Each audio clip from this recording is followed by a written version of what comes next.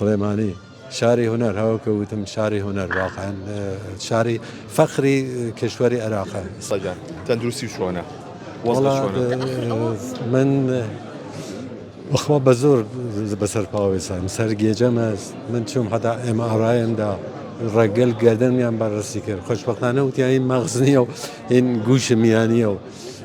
ولی مقدار دوا درمان ممكن خاصه عن دوار سرقي جم بوات كبات قلبم عمال كرجع من عن للرجع حفش دانا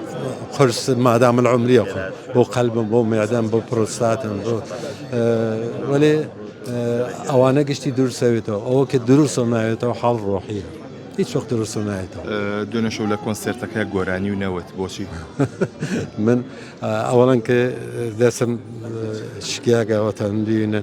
به هیچ وجه ترساز ناتوانم لیبم لنظر خواندنی شو من أنا 76 سال ما 6 سال خواندم بس أي بيري دنيا تو يترى 76 ساله تو سلول قال قرقات هين بوجا عند تحليل شو قال الناس واقعا ناتوانم أي كثير دروس كل دواي خو دني بيجم كام كاربا نمري بمينته هو شارخ تانا دي طبعا صح ما تشنشين خوش وقتنا فرع من ترجمة كاس هين ناو ترجمة كان في ولي تو عشان وينهم تشني مقصود كنشجل خلينا أخوينا وخاندقل فرق فوق العاده خوش سامانش هم لكردستان خمانه هم لكردستان عراق هم لتركيا وسوريا خاندقل فرق قشنگ و شیرین هن اصلا انگوسه بچکلینه آوانیش نه باور که اما بس قلب موجود بس أي بنيازم برهمينيوتان هبيبو نرمى أبناء كريم بهجت يحيى أوان خب اما همیشه ها کاریم اولا همیشه بعضی که آنها که بودم حاشیه سازن حاشیه درست کنتین نجن ایوا فقط تقطعنا که نه بوجرونه که اما تکفر خانده قلتر تک اولا دوران شکوفایی مع مستشجعان اما لتکیارم من اردشیر ارجنگ شهرام ناظری اصلا شروع کار شهرام ناظری تکمنه بوجا و لتک بیشتر یحیی عدنان کریم عباس کماندی اصلا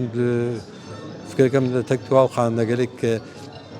لدسرس ما بقول كان ماقري وبجورنو که انحصاري بين بصايمن فقط وقتی که خانوادگی کنسرتاین ایتر چون گشتمانی خانواده من اخوینم وتا برسيارم سليماني تشيغن لايتو سليماني شاري هنر هو كوتم شاري هنر واقعا شاري فخري كشوري عراقي سليماني لنظر هنر لنظر شانوا لهرچه نظر لنظر كولتورا برا اوینم چنین آوا بگذار انسان روز بر روز آواتر بیتوا روزی بکه ایرا اینو دبی